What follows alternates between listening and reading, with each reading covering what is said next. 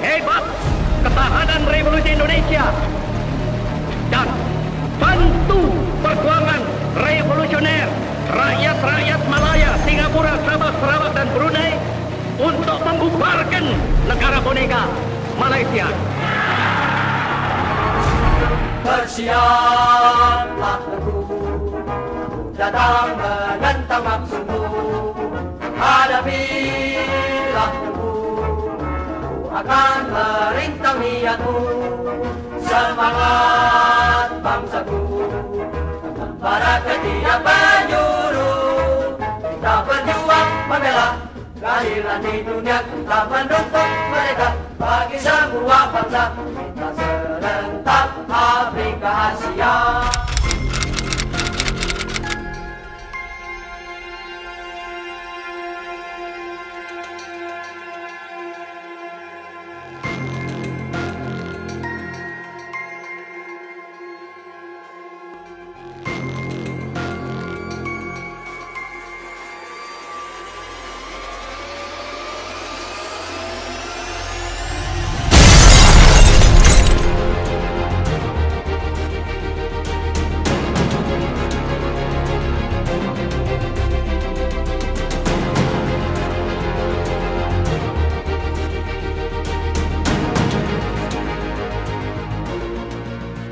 Halo Bray, balik lagi dengan tukang clipping yang kali ini akan menginformasikan mengharukan surat terakhir prajurit KKO Usman Harun sebelum dihukum gantung di Singapura.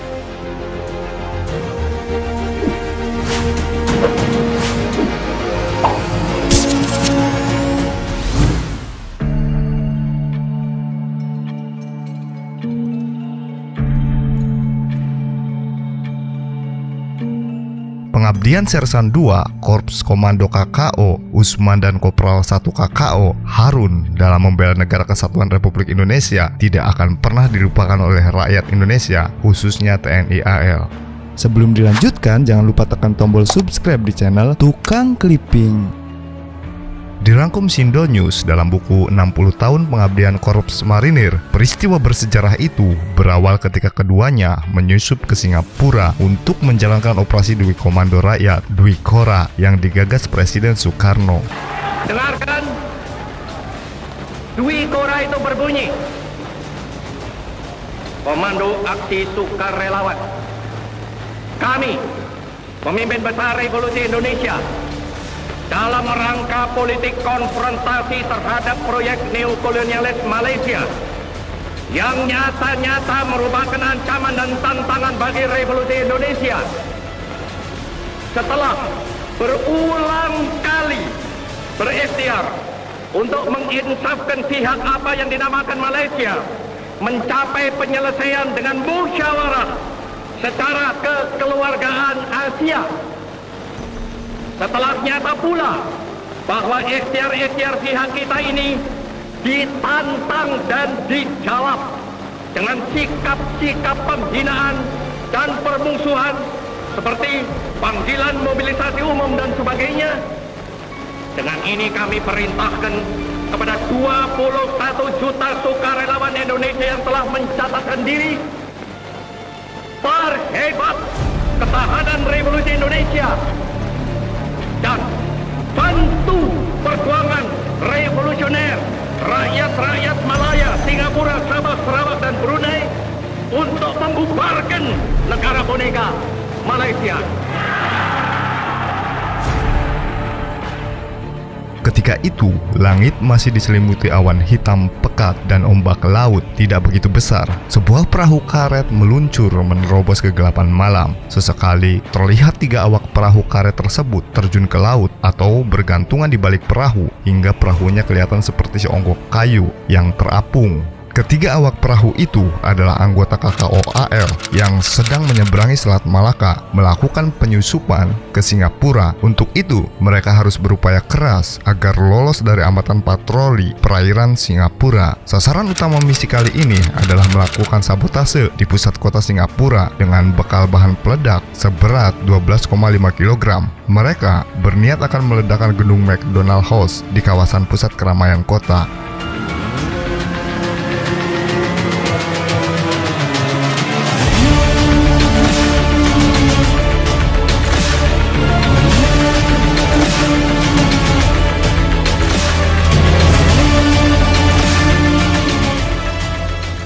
Operasi itu merupakan rentetan dari aksi Dwiqora yang dikumandangkan Presiden Soekarno 3 Mei 1964 yang menjalankan politik konfrontasi pemerintah Indonesia dengan negara Malaysia yang saat itu dianggap membahayakan kedaulatan Republik Indonesia. Ternyata Dwiqora mendapat sambutan luas dari masyarakat termasuk TNI. Terbukti dengan terkumpulnya 21 juta orang yang mendaftarkan diri untuk menjadi sukarelawan. Dan untuk mendukung operasi ini, KKOAL mengirimkan 300 anggotanya. Di antara anggota KKOAL yang bertugas memperkuat politik Dwiqora itu adalah Sersan 2 KKO Janatin, Kopral 1 KKO Thohir, dan rekannya Gani bin Arub. Merekalah yang tengah berada di atas perahu untuk berusaha menyeberangi Selat Malaka. Untuk mengamankan jalan operasi, mereka kemudian bersepakat untuk merubah namanya, disesuaikan dengan masyarakat setempat. Janatin mengganti namanya dengan Usman bin Haji Muhammad Ali. Thohir menggunakan nama samaran Harun bin Said. Menjelang fajar menyingsing tanggal 9 Maret 1965, mereka berhasil mendarat di pantai Singapura dan menyusup masuk ke pusat kota Singapura. Akhirnya, ketiga sukarelawan itu berhasil meledakkan gedung McDonald House tepat pada pukul 3:07 dini hari.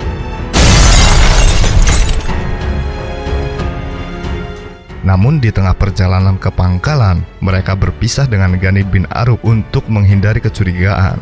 Namun, malang tak dapat ditolak, untung tak dapat diraih. Usman dan Harun tertangkap pihak polisi perairan Singapura pada pagi hari 13 Maret 1965 karena perahu motor hasil rampasan yang dipakai untuk kembali ke pangkalan macet di tengah laut. Keduanya akhirnya dihadapkan ke meja hijau, dituduh melanggar kontrol area dan pembunuhan saat terjadi aksi peledakan gedung McDonald House. Pihak hakim menolak tuntutan terdakwa agar diperlakukan sebagai tawanan perang, dan akhirnya pada 20 Oktober 1965 keduanya diputuskan menjalani hukuman mati di tiang gantung.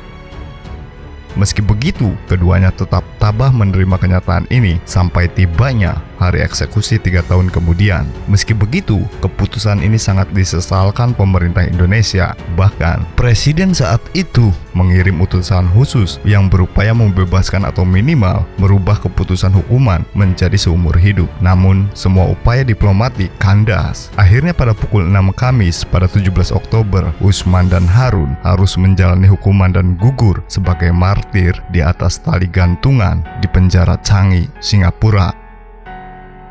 Sebelum menjalani hukuman gantung, keduanya sempat mengirimkan surat terakhir kepada kedua orang tuanya. Surat tersebut berisi permohonan agar keluarga mengikhlaskannya. In replying to this letter, please write on the envelope number count 215-65.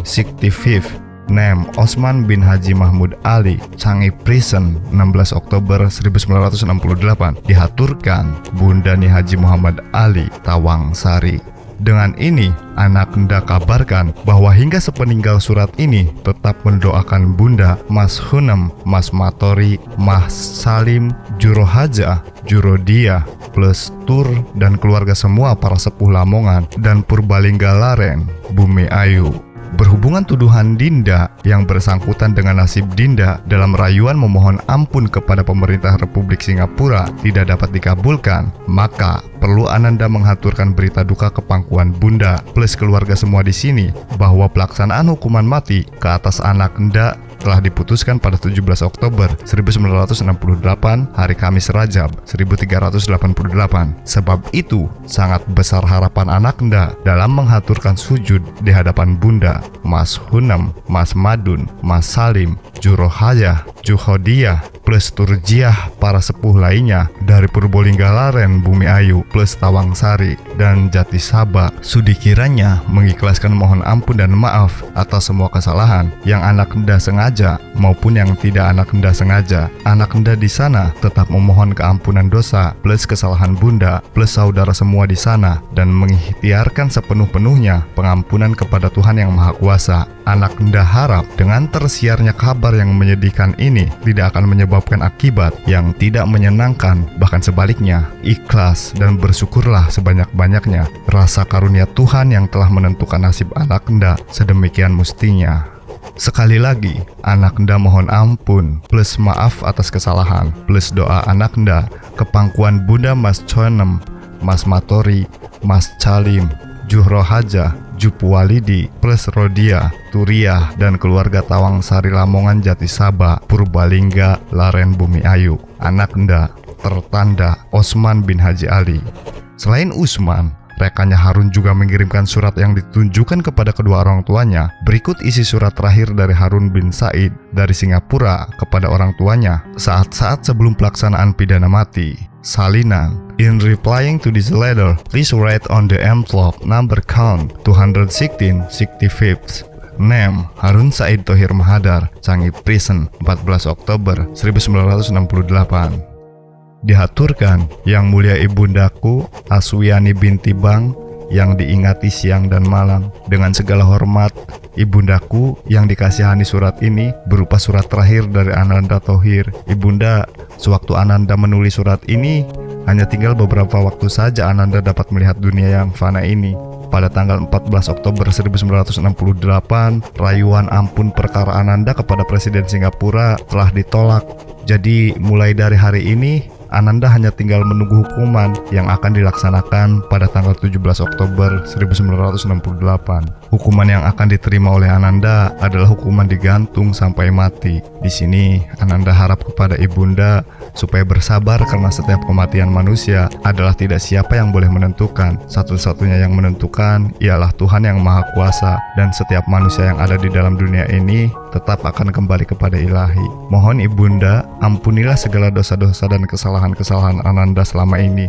Sudilah Ibundaku menerima ampun dan salam sembah sujud dari Ananda yang terakhir ini. Tolong sampaikan salam kasih mesra Ananda kepada seisi kaum keluarga Ananda. Tutup surat ini dengan ucapan terima kasih dan selamat tinggal untuk selama-lamanya. Amin. Hormat Ananda. Tertanda Harun Said Thohir Mahadar. Jangan dibalas lagi. Dari Ananda Harun Said Thohir Mahad. Alamat di sampul surat Kon 21665 Changi Prison. Diaturkan ke pangkuan Espura 17, Ibunda Aswiani binti Bang, Gang 60 nomor 11, Tanjung Priuk, Jakarta, Indonesia. Setibanya di tanah air, jenazah kedua pahlawan tersebut disambut ribuan rakyat untuk memberikan penghormatan terakhir sejak dari bandara dan sepanjang jalan yang dilalui hingga di Taman Makam Pahlawan, Kalibata. Sebagai penghargaan atas jasa dan pengorbanan jiwa raganya pada bangsa dan negara, pemerintah Indonesia menganugerahkan tanda kehormatan Bintang Sakti, dan keduanya diangkat sebagai pahlawan nasional serta dinaikkan pangkatnya, yakni Usman menjadi Sersan Anumerta KKO dan Harun menjadi Kopral Anumerta KKO. Demikianlah berai mengharukan surat terakhir prajurit KKO Usman Harun sebelum dihukum gantung di Singapura yang dilansir dari sindonews.com. Bagaimana pendapat kalian?